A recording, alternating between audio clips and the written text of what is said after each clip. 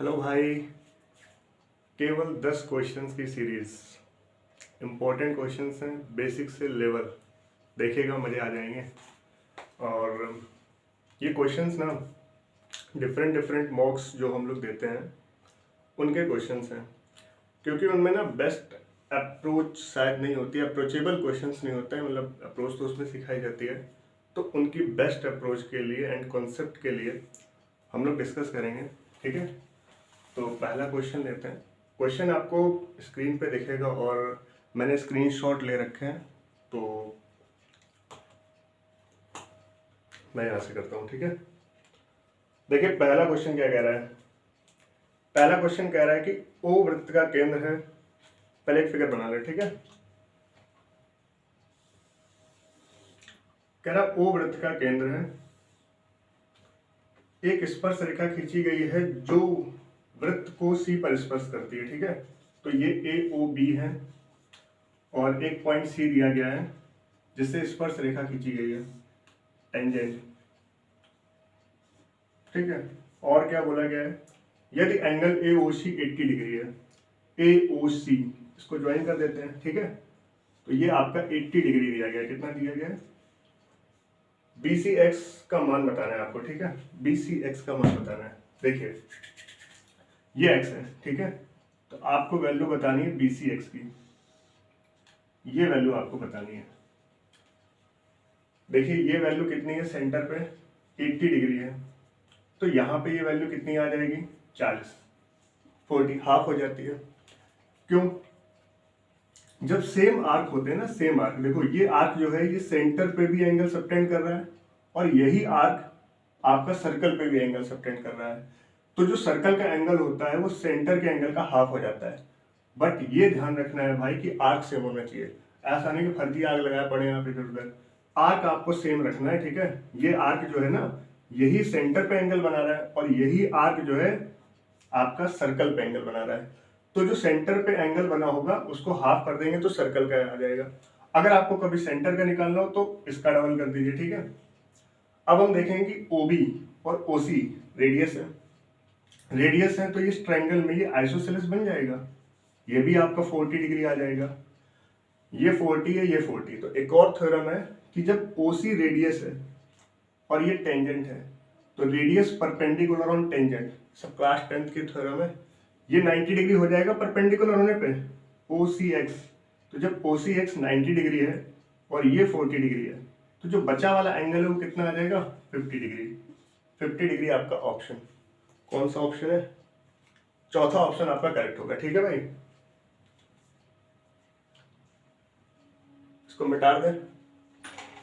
अगला क्वेश्चन देखो क्या कह रहा है। देखिए अगला क्वेश्चन कह रहा है, यदि 7 अंकों की संख्या x 8 9 4 2 y 4 है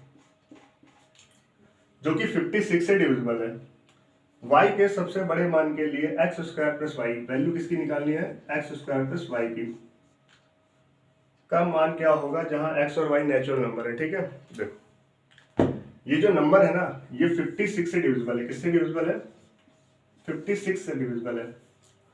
तो अगर ये नंबर 56 से डिविजिबल है तो हम इसके ऐसे फैक्टर करेंगे जो फैक्टर्स हों वो को प्राइम बन जाए। को प्राइम मतलब जिनमें कुछ भी कॉमन ना हो। ठीक है, सिवाय एक के, या फिर हम ये कह सकते हैं कि जिनका HCF 1 हो। ठीक है, तो आप 56 को बांटो ऐसे, क्या हो जाएगा, 7 और 8। ठीक है, 7 8 जा 56, तो 7 और 8 में कुछ भी कॉमन नहीं है। मतलब आप ये मत ले लें इसको, जैसे 14 4 जा ले लिया आपने, तो 14 4 तो ये को प्राइम नहीं बनेगा ना, तो 14 4 नहीं लेना। 7 और 8, अब 7 और 8 से क्या पता चल रहा है कि मुझे 8 की डिविजिबिलिटी चेक करनी है और 7 की डिविजिबिलिटी चेक करनी है। ठीक है, तो सबसे पहले 8 की डिविजिबिलिटी चेक करते हैं। 8 की डिविजिबिलिटी क्या बोलती है, लास्ट 3 डिजिट्स। ठीक है, तो लास्ट 3 डिजिट यहाँ पे डिविजिबल होनी चाहिए किससे, 8 से। तो देखो 2y4 है, लास्ट में 4 आ रहा है, लास्ट में 4 8 में कब आता है, या तो 24 होना चाहिए या फिर 64 होना चाहिए। ठीक है, कंडीशन ये है कि y जो होना चाहिए वो मैक्सिमम होना चाहिए, y जो होना चाहिए वो क्या होना चाहिए, मैक्सिमम होना चाहिए। तो मैं मैक्सिमम के लिए यहाँ पर क्या वैल्यू डाल सकता हूँ? अगर मुझे यहाँ पे रिमाइंडर 6 लाना है तो यहाँ पे अगर मैं 2 डाल सकता हूँ, y की एक पॉसिबल वैल्यू आ सकती है 2, ठीक है। और दूसरी वैल्यू क्या हो सकती है यहाँ पे? 6 हो सकती है। क्या हो सकती है? 6 हो सकती है, ठीक है। क्योंकि जैसे अगर मान लेते हैं 22 होगा तो 8 2 26 और 22 हो जाएगा, सॉरी 8 2 हो जाएगा 16 हो जाएगा, तो यहाँ पे 6 बचेगा, 64 हो जाएगा। तो ये y की वैल्यू तब 2 आ रही है, लेकिन y की वैल्यू 6 आ रही है, तो यहाँ पर बचेगा कितना? और 26 हो जाएगा, तो 8 3 24 2 बचेगा, यानी 24, ठीक है। तो यानी y की वैल्यू क्या हो जाएगी? मैक्सिमम 6 लेंगे हम लोग। क्या लेंगे? 6 लेंगे, ठीक है। तो y की वैल्यू तो यहाँ पर हम लोग की आ गई है 6। अब x की वैल्यू निकालते हैं। x की वैल्यू के लिए हमें 7 की डिविजिबिलिटी चेक करनी पड़ेगी। 7 की डिविजिबिलिटी क्या कहती है? 7 की डिविजिबिलिटी कहती है कि अगर आपका कोई बड़ा नंबर है, ठीक है, मतलब उसमें ज़्यादा डिजिट आ चुकी हैं, तो हम लोग क्या करेंगे? पेयर करेंगे पीछे से 3 3 के, ठीक है। ये पेयर और ये, ठीक है। तो जो अल्टरनेट डिजिट्स होंगी, अल्टरनेट वैल्यू होंगी, उनका सम और ये जो अल्टरनेट वैल्यू है इनका डिफरेंस निकालेंगे, ठीक है। अब आप देखिए कि 894 तो बड़ा ही होगा, इनके सम से 894 तो बड़ा ही होगा, क्योंकि ये तो सिंपल एक डिजिट है। तो ये वैल्यू जो है ये 2y64, इसको मैं यहाँ पे y हटा करके 6 लिख दे रहा हूँ, ठीक है, क्योंकि y की वैल्यू तो अपने को पता ही चल गई है। तो ये वैल्यू जो आ जाएगी वो आ जाएगी 894, डिफरेंस देखेंगे 264 माइनस x, मतलब प्लस x हो जाएगा। इन दोनों को ऐड करते हैं, ठीक है, तो 264 प्लस x हो जाएगा। अब आप देखें इससे इसको माइनस करते कितना आएगा? 440 963 630, और यहाँ पे प्लस माइनस माइनस x बचेगा।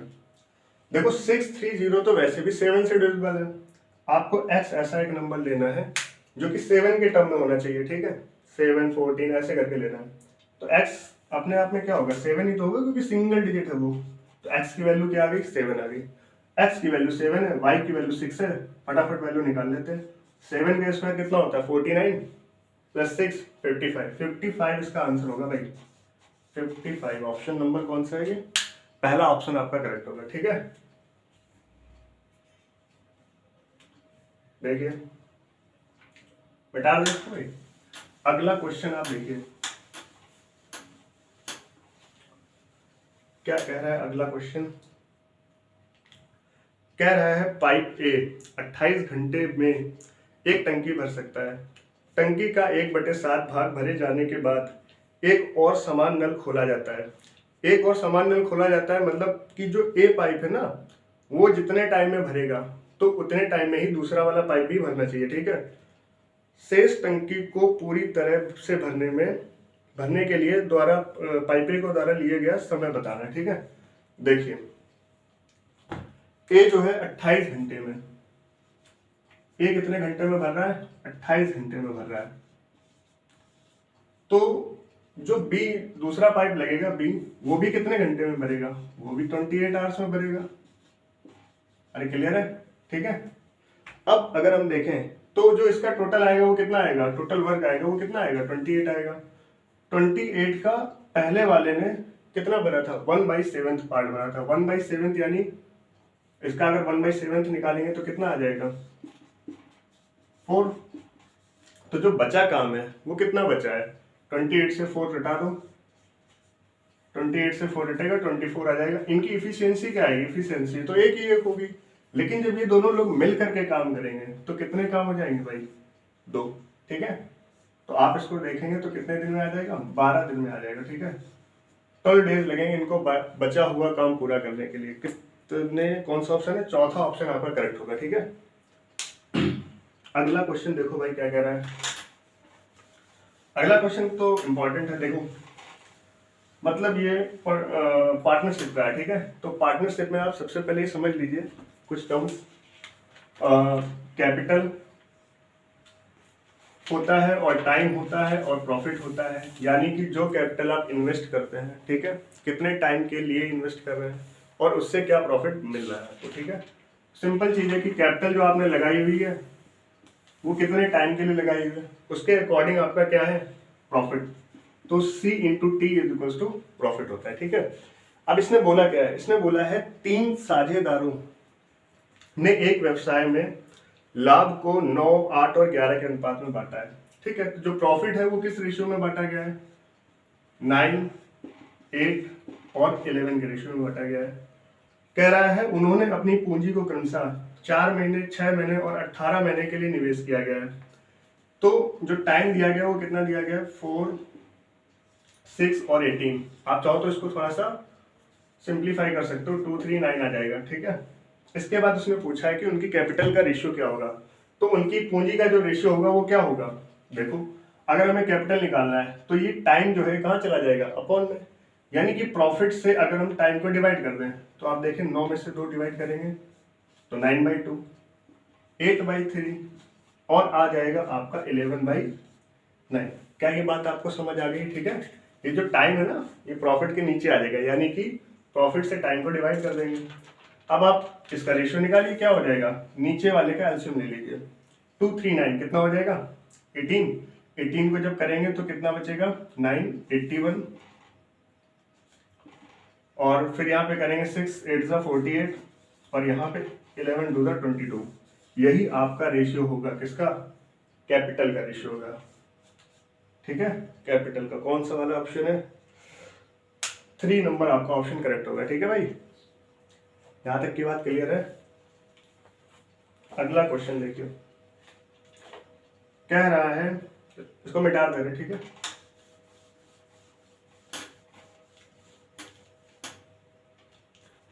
कह रहा है विद्यार्थियों की एक कक्षा में 800 चॉकलेट वितरित की गई हैं।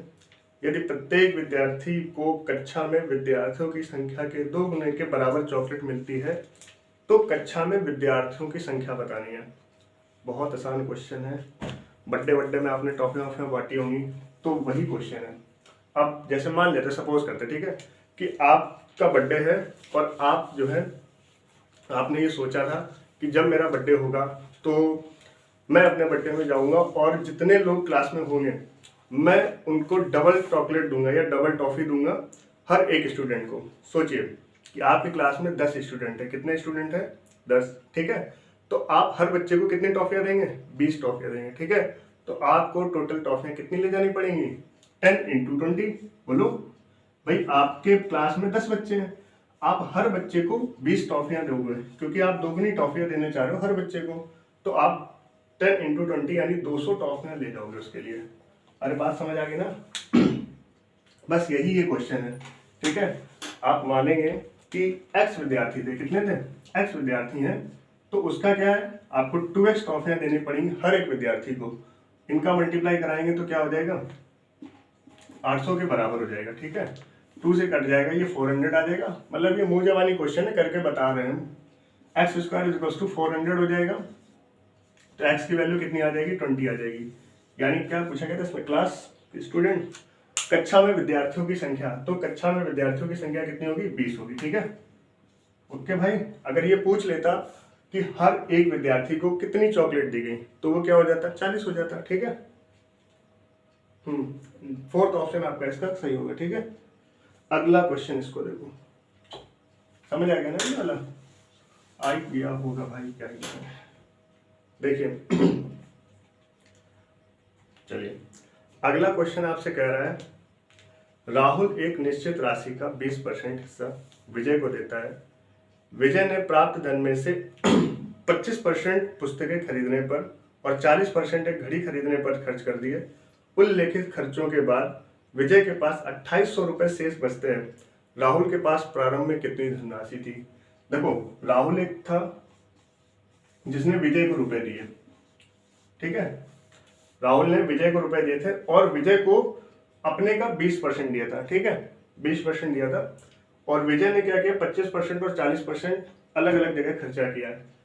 40% और 25% किया है। ठीक है, तो जब और लगता है तो वहां पर क्या होता है? पहले मैं मान लेता हूं कि इसने इसको 20% दिया तो है, लेकिन मैं इसको विजय की जो प्राप्त 20% है उसको मैं 100 मान लेता हूँ। ठीक है, जो इसको प्राप्त 20% है मैं इसको 100 मान लेता हूँ। अब इसने जो खर्चा किया है वो कितना किया है? 40 और 25% का। पहले 25 पे किया है बट 40 पे, लेकिन 40 और 25 मिलकर के कितने बन रहे हैं? 65% बन रहे हैं। अगर इसने 65 रुपए खर्च कर दिए, ठीक है, 100 में से 65 खर्च कर दिए, तो बचे रुपए कितने हैं? ₹35। और 35 की जो वैल्यू दी गई है वो कितनी दी गई है? 2800 रुपये दी गई। कितनी दी गई है? 2800 रुपये दी गई है, कि यानी इसके पास 2800 रुपये बचे हुए हैं। तो पहले हम ये देखेंगे कि इसको मिले कितने थे। तो इसकी वैल्यू कितनी हो जाएगी? 7 चौको 28, 17 35, 5 8 40, 1 बराबर 80 आ रहा है। ठीक है, तो 1 बराबर 80 आ रहा है, यानी कि इसको रुपए मिले थे कितने? 8000 रुपये मिले थे। भाई 1 की वैल्यू 80 है, तो 100 की वैल्यू कितनी हो जाएगी? 8000 रुपये हो जाएगी। यानी विजय को 8000 रुपये मिले थे, लेकिन ये राहुल के तो 20% थे ना। राहुल ने तो अपनी राशि का 20% इसको दिया था, तो 20% की वैल्यू 8000 रुपये है। ठीक है, तो 100% की इसकी वैल्यू क्या होगी? यानी राहुल के पास कितने रुपए थे ये पूछा गया है। यानी राहुल के पास 100% होंगे रुपए। 20% का 5 गुना हो रहा है 100%। ठीक है ना, 20 का 5 गुना 100 हो रहा है, तो 8 का 5 गुना कितना हो जाएगा? 40,000 रुपये। कितना हो जाएगा? 40,000। क्या ये बात सही है? ठीक है, कौन सा ऑप्शन इसका करेक्ट होगा? पहला ही ऑप्शन इसका करेक्ट होगा। ठीक है, देखिए अगला क्वेश्चन भाई क्या कह रहा है। अगला क्वेश्चन थोड़ा बढ़िया है। ठीक है, इसको मिटा दे रहे हैं।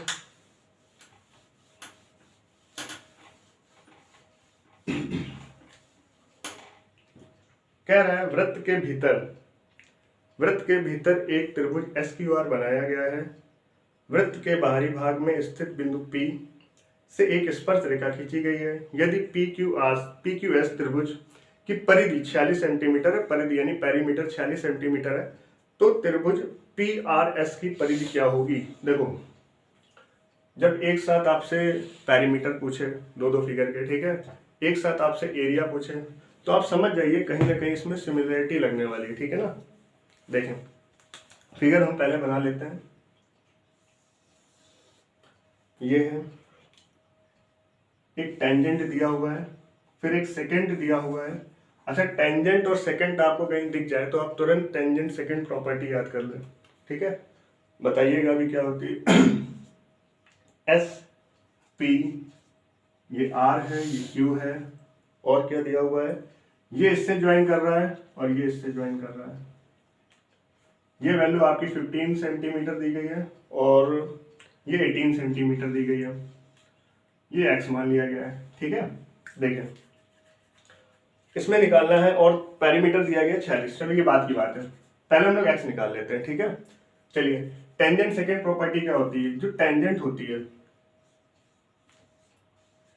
PS² इज इक्वल्स टू होता है PR के और PQ के। ठीक है ना भाई, तो PR इंटू PQ कितना हो जाएगा? PS कितना है? 18 का स्क्वायर है। PR की वैल्यू कितनी है? तो PR ये पूरा है, यानी 15 प्लस x है, और ये x है। अब आपको देखो ऐसे सोचना है कि एक x है और ये 15 प्लस x है, यानी एक दूसरे से कितना ज्यादा है? 15 ज्यादा है। ठीक है, तो आपको 18 के स्क्वायर के ऐसे फैक्टर करने हैं जिसमें 15 का डिफरेंस आ जाए। देखिए 18 को मैं क्या लिख सकता हूँ? 9 इंटू 2, यानी कि 3 इंटू 3 इंटू 2, और उस पर भी स्क्वायर लगा हुआ है, तो यानी क्या हो जाएगा? 3 स्क्वायर इंटू 2 स्क्वायर। अब इसके पेयर बनाते हैं, और ऐसे पेयर बनाने जिसमें 15 का गैप आए। कितने का गैप आए? 15 का। 3 3 9, 9 2 18, नहीं बनेगा। 3 3 9, 3 27, एक 3 बचा, 2 2 4, 3 12, 27। देखो ऐसे ही बनाना है कि आपको यूनिट से देख लेना है कि 7 और 2 5 आ रहा है। ठीक है, तो यहाँ पे 27 और 12 ये डिफरेंस निकलेगा, यानी x की वैल्यू हमारी क्या होगी? 12 होगी। कितनी होगी? 12। तो अगर x 12 है तो ये जो पूरी वैल्यू है कितनी हो जाएगी? 12 और 15 27 हो जाएगी। ठीक है, यानी x की वैल्यू मुझे कितनी मिल गई? 12 मिल गई। यहां तक की बात तो क्लियर है, ये समझ आ गया कि PQ क्या निकला? 12 निकला। तो इसलिए मेरा PR जो हो जाएगा वो कितना हो जाएगा? 27 हो जाएगा। ठीक है, और ये वैल्यू 18 दी गई है। अब देखो हमें निकालना है पेरीमीटर, तो हम क्या करेंगे? सिमिलरिटी प्रूव कर लेते हैं। पेरीमीटर और सिमिलरिटी में क्या है? देखो ये मिटा दे रहे। ठीक है, 12 आया है, इसकी वैल्यू लिख दिया मैंने। क्या होगा कि देखो ये एंगल, तो एक तो ये एंगल है, ये ट्रायंगल है आपका, और ये पूरे ट्रायंगल की आपको पेरीमीटर बतानी है। ठीक है, इस छोटे की पेरीमीटर दी गई और इस पूरे बड़े वाले ट्रायंगल की पेरीमीटर निकालनी है। तो इन्हीं दोनों में तो रिलेशन फाइंड करना है। इन्हीं दोनों को देख लो क्या ये सिमिलर है। तो देखो सबसे पहले तो हमको मिल रहा है ये कॉमन एंगल मिल रहा है। फिर आपको दिख रहा है कि ये कॉर्ड है और ये टेंजेंट है। कॉर्ड और टेंजेंट जो एंगल बनाती है वो अल्टरनेट सेगमेंट में जाकर के क्या होता है, इक्वल हो जाता है। ठीक है, ये वाला एंगल जो होगा ये इसके इक्वल हो जाएगा। Alternate segment theorem. ठीक है, एकांतर वृत्तखंड के कोण जो होते हैं वो क्या होते हैं, बराबर होते हैं। ठीक है भाई, तो ये वाला एंगल इसके बराबर आ गया और ये आपका कॉमन हो गया। एंगल सिमिलरिटी लग गई, इस वजह से ये क्या हो जाएगा, आपका सिमिलर हो जाएगा। अच्छा, सिमिलरिटी को आप लिख लें तो ज्यादा बेटर है। ठीक है, फिलहाल तो हमारे पास इतना टाइम नहीं होता, आप पहले ही देख के समझ जाइए कि ये दो एंगल पे ये लाइन टिकी हुई है, इन दो एंगल पे ये लाइन टिकी हुई है, यानी यही इनके करस्पॉन्डिंग साइड है। ठीक है, पर फिर भी देख लेते हैं। ठीक है, कैसे बनते हैं ट्रायंगल। तो आपका जो ये वाला ट्रायंगल है ना, तो आप इसको ऐसे लिख लो, कैसे भी लिख लो इसको, कोई दिक्कत ही नहीं है। PQS लिख लिया आपने। अब ये सिमिलर करना है किसके, इस पूरे बड़े वाले के। तो आप इसको देखो, P फिर Q लिखा फिर S लिखा। तो मैंने ये जो कॉमन वाले एंगल है जो कि सिमिलर बना रहे थे उनको मैंने बाद में लिखा हुआ। ठीक है, तो आप इनको भी बाद में डालो इस पूरे बड़े वाले के लिए। ठीक है, तो पहले तो कॉमन लिया तो कॉमन वाला एंगल आया, फिर मैंने R S बाद में आया तो R भी बाद में आएगा, बीच में कौन बचा, S बचा। ठीक है, ये आपका पूरा बड़ा वाला ट्रायंगल बन गया। अब आप ना इसके फायदे बड़े हैं। ठीक है, मतलब इसमें तो छोटा क्वेश्चन था, आप तुरंत लगा के भाग जाएंगे। अगर आपने इसको मैच कर लिया, ठीक है, तो फिर जो PQ है वो PS का करस्पॉन्डिंग है, QS है वो SR का करस्पॉन्डिंग है, और जो ये PS है ये इस PR का करस्पॉन्डिंग है। और ऐसे ही एंगल भी आपके करस्पॉन्डिंग मिल जाते हैं। ठीक है, तो आपको देखो क्या बताना है, पेरीमीटर। अब हम लोगों ने थ्योरम पढ़ी हुई है क्या, कि perimeter of triangle PQS and perimeter of triangle PRS। जो पेरीमीटर का रेशियो होता है ना किसी सिमिलर ट्रायंगल्स में, जब कोई दो सिमिलर ट्रायंगल्स होते हैं उनमें पेरीमीटर का जो रेशियो होता है वो उनकी करस्पॉन्डिंग साइड के रेशियो के बराबर होता है। तो इनकी करस्पॉन्डिंग साइड क्या है, एक तो 18 है। ठीक है, या PS ले लें हम लोग। ठीक है, तो PS लिया मैंने, तो PS का करस्पॉन्डिंग क्या बन रहा है, ओके भाई क्या गड़बड़ कर दिया मैंने, कुछ गड़बड़ है, PQS था ना और ये PSR था। हाँ, इसमें मैंने मतलब ट्रायंगल अलग तरीके से ले लिया, वैसे कोई दिक्कत नहीं, आप यहाँ से देख लीजिए। PS का करस्पॉन्डिंग क्या बन रहा है, PR बन रहा है। ठीक है, वो आप कैसे भी लिख दो, उससे कोई मतलब नहीं, RSP। ठीक है, जो भी था सही है। यहाँ से देखेंगे जो सिमिलर बनाया है, PS का करस्पॉन्डिंग कौन है, PR है। या आप ऐसे देखो, ये दो एंगल है ना, इस पे ये लाइन जा रही है, ये दो एंगल इस पे लाइन जा रही है। ये सिंपल तरीका, ये अप्रोचेबल तरीका। ठीक है, तो आपका पहले 18/27 बन जाएगा। और जो इनकी वैल्यू दी गई थी, PQS की वैल्यू कितनी दी गई थी, 46 पेरीमीटर दिया गया था। ये पेरीमीटर निकालना, आप x मान लो इसको, 9 2 जा 9 3 जा और 23 आ जाएगा। यहाँ पे 2 से काटेंगे तो कितना आ जाएगा, 23। ये 3 जाके वैल्यू इसमें मल्टीप्लाई हो जाएगी, तो इस x की जो वैल्यू आ गई है वो 69 आ गई। कितनी आ गई, 69। यही इसका पेरीमीटर हो जाएगा, किसका, बड़े वाले ट्रायंगल का पेरीमीटर। ठीक है भाई,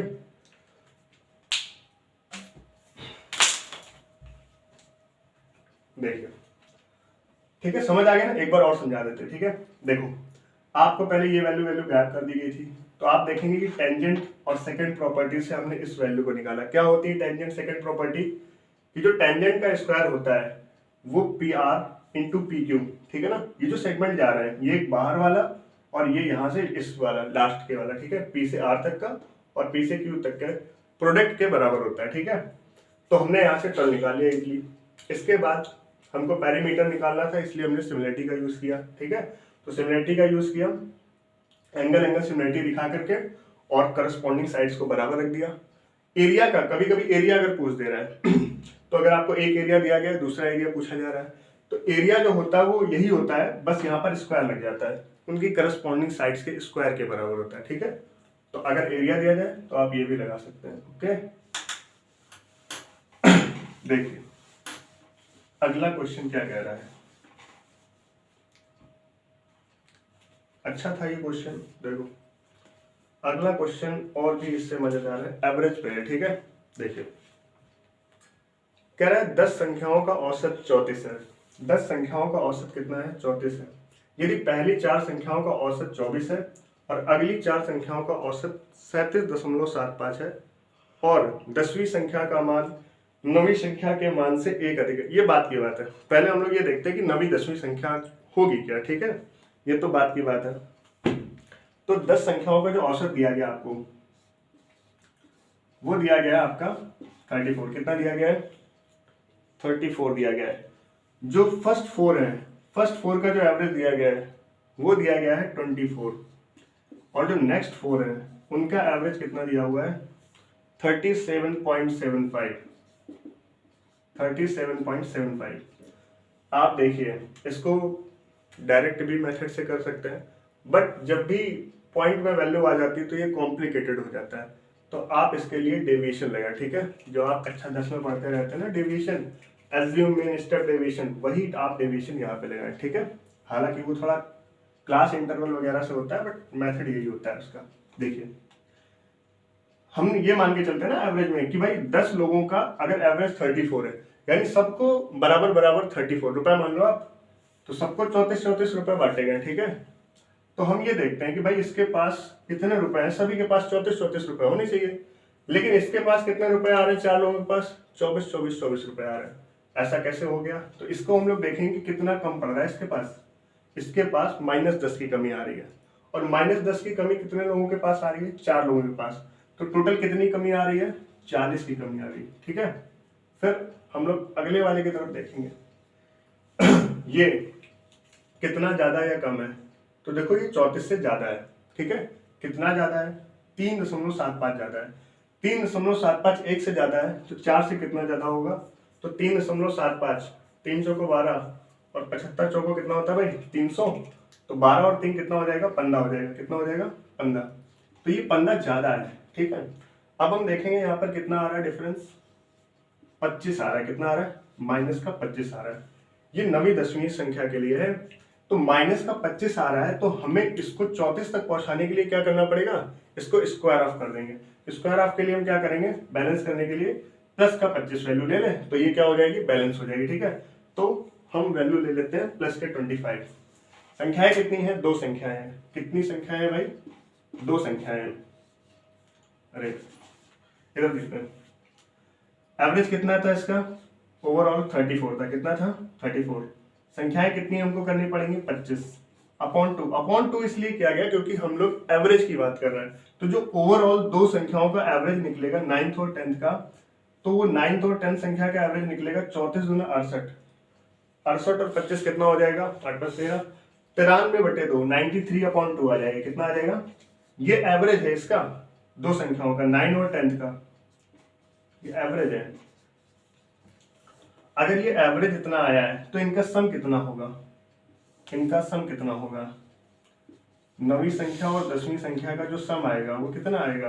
2 है तो 2 से मल्टीप्लाई करा दीजिए, 93 आएगा। कितना आ गया? 93। अब जो क्वेश्चन पहले पढ़ा था उसको पढ़िए। क्या था क्वेश्चन? कह रहा है 10वीं संख्या का मान 9वीं संख्या से 1 ज्यादा है। 10वीं संख्या का मान 9वीं संख्या से 1 ज्यादा है।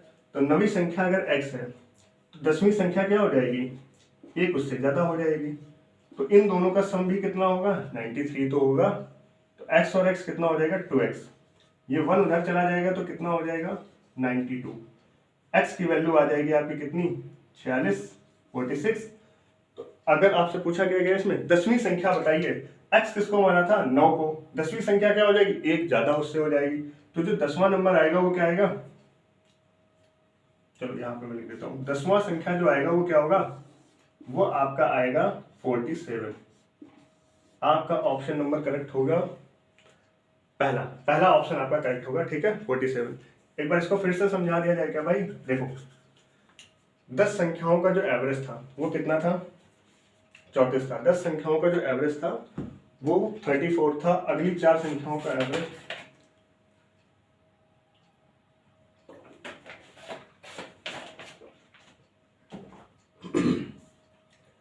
10 संख्याओं का औसत 34 था। अगली 4 संख्याओं का औसत 24 है। नेक्स्ट 4 का जो एवरेज है वो कितना है 37.75। हम लोग इसमें ये देखते हैं कि सबको भाई जो एवरेज है ओवरऑल, तो हम लोग ये देखते हैं कि सबके पास इतने इतने इतने ही रुपए होने चाहिए या इतने इतने इतने मतलब इक्वल डिस्ट्रीब्यूशन होना चाहिए कुल मिलाकर के, ये देखना होता है। ये कितना कम हो रहा है उससे 10 की कमी आ रही है। 10 की जो कमी आ रही थी वो 1 पे आ रही थी, 4 पे कितने की कमी आ जाएगी 40 की कमी आ जाएगी। ठीक है, ऐसे ही यहाँ पर हमने देखा कि ये कितना उससे ज्यादा है 3.75 ज्यादा है। 3.75 अगर ये ज्यादा है तो 1 पे ज्यादा है ना, तो 4 पे कितना ज्यादा हो जाएगा 4 3 12 कितना आया था 15, जो वो वैल्यू आई थी 15। तो -40 और +15 टोटल कितना निकला था वो माइनस का 25। उसको स्क्वायर ऑफ करने के लिए, उसको बैलेंस करने के लिए आपने +25 लिया। ठीक है, और नंबर थे आपके 2, तो एवरेज के लिए आपने 2 डिवाइड में किया उसके। ठीक है, फिर ओवरऑल जो उनका एवरेज निकालना था, क्योंकि ये तो डेविएशन वाला है ना। ओवरऑल जो 9th और 10th का जो रेशियो एवरेज निकलेगा वो कितना निकलेगा 93/2। उनका सम कितना हो जाएगा, तो जब दो संख्याओं का एवरेज ये दिया गया है तो मल्टीप्लाई बाई 2 कर देंगे तो ये सम आ जाएगा। अब सम के लिए उसने कंडीशन लगा रखी थी कि जो 10वां नंबर है वो 9 से 1 ज्यादा है, तो 9वां नंबर पे डिपेंड कर रही है वैल्यू, तो 9 को x माना तो ये x+1 हो गया, 1 उधर चला गया, 2x बराबर 92 आ गया, x बराबर कितना आ गया 46, और हमसे पूछा गया था 10वां नंबर जो कि ये 47 है। आई होप आपको ये बात समझ आ गई होगी। ठीक है भाई, मिटा दे रहे हैं इसको।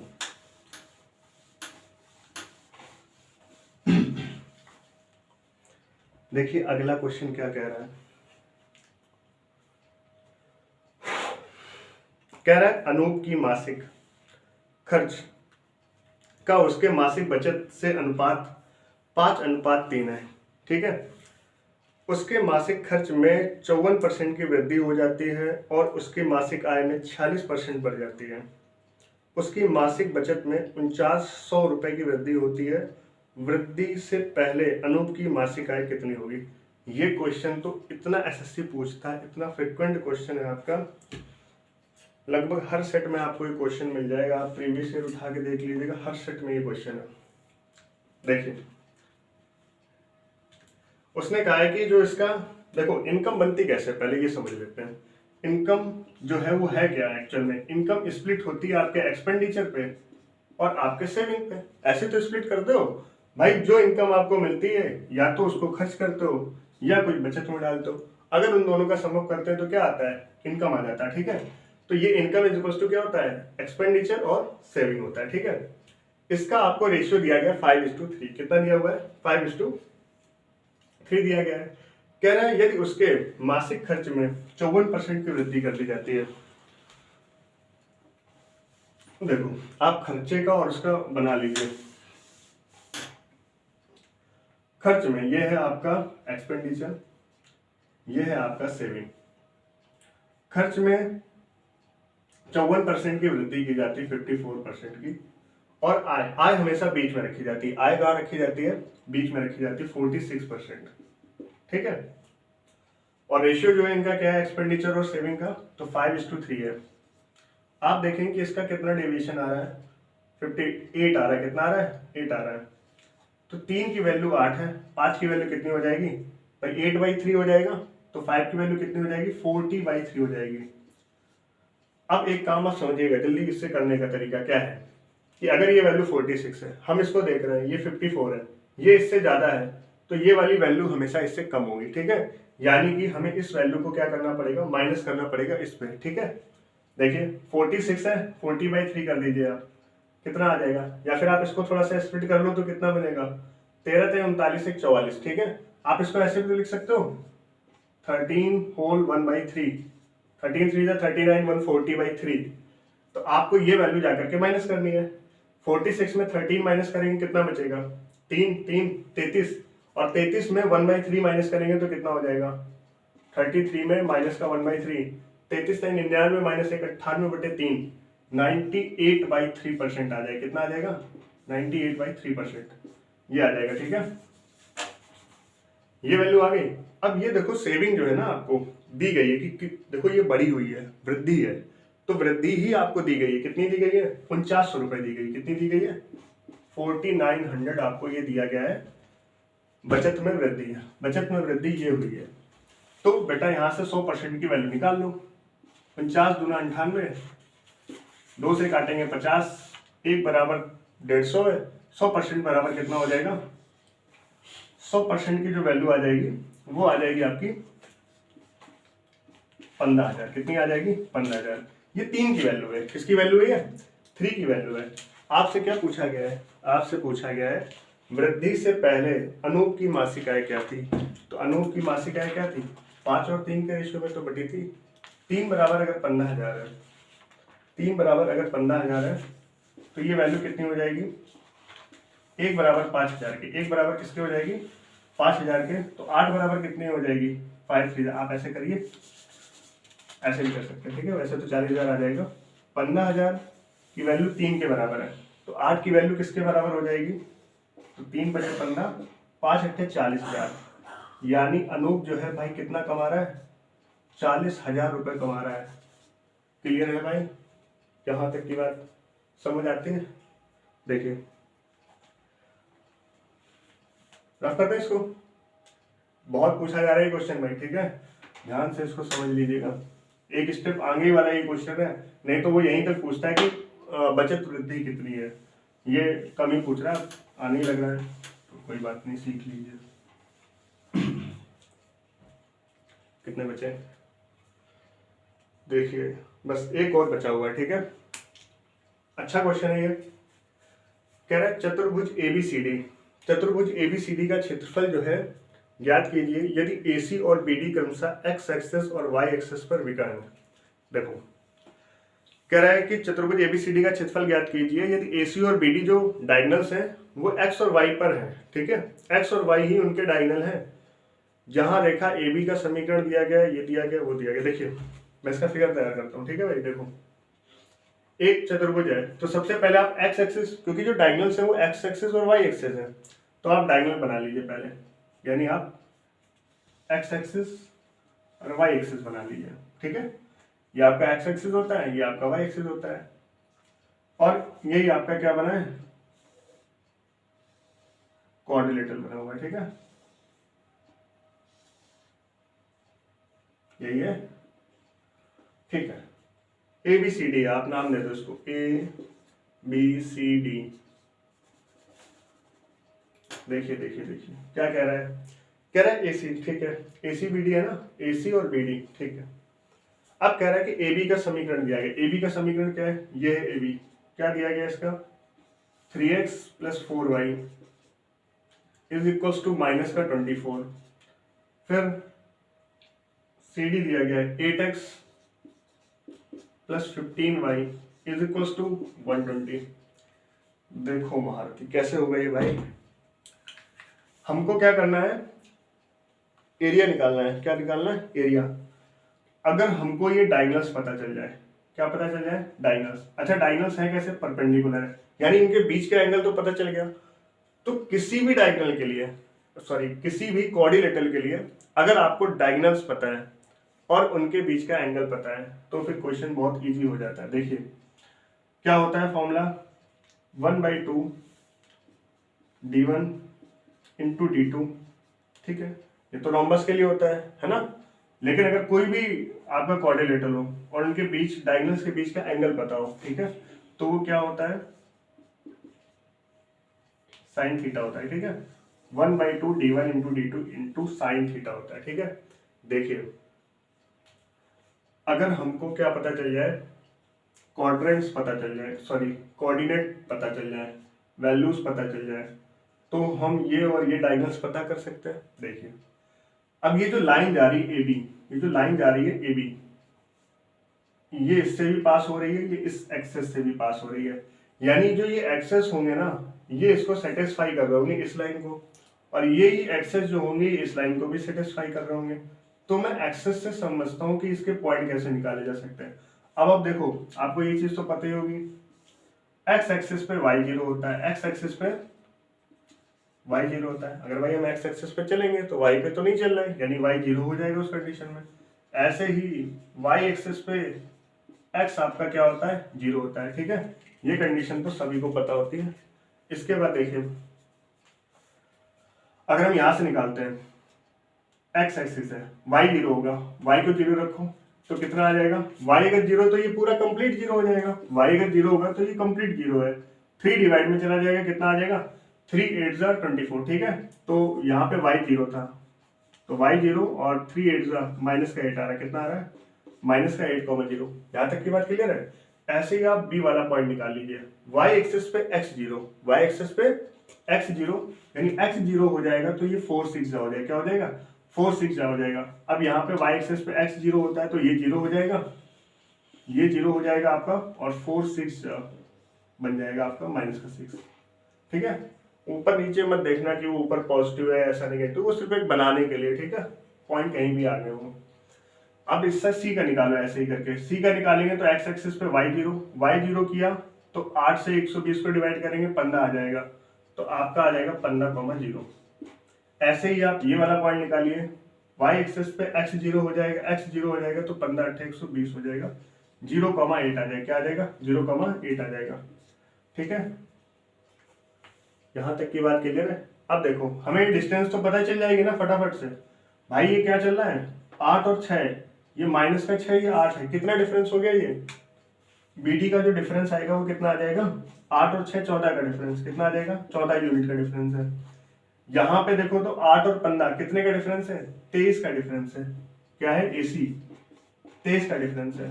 लो खत्म, क्या हो जाएगा एरिया हो जाएगा 1/2 d1, कुछ भी मान लो सब यही मल्टीप्लाई होना है, ठीक है। आपको फटाफट सवाल निपटाना है, और एंगल तो 90 डिग्री बनना है क्योंकि एक्सेस इंटरसेक्ट करता है 90 डिग्री, यानी राइट एंगल पे इंटरसेक्ट करता है, तो वो 1 हो जाएगा, साइन 90 की वैल्यू 1 हो जाती है।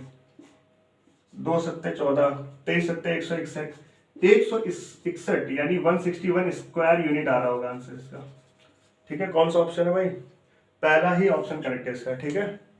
ओके, ये आपके 10 क्वेश्चन थे, ठीक है, और ऐसे ही इन क्वेश्चंस की सीरीज चलेगी। आपके भी जो डाउट हो ना तो वो भी आप बताइएगा, उन डाउट को आप भेज दीजिएगा हमारे व्हाट्सएप नंबर पे जहाँ भी हो, तो उन डाउट्स को भी, अगर वो जेन्युइन अच्छे क्वेश्चन होंगे तो उनको भी डिस्कस करेंगे, ठीक है। बाकी ये वाली सीरीज तो ऐसे चलती रहेगी, ठीक है। ओके भाई, धन्यवाद।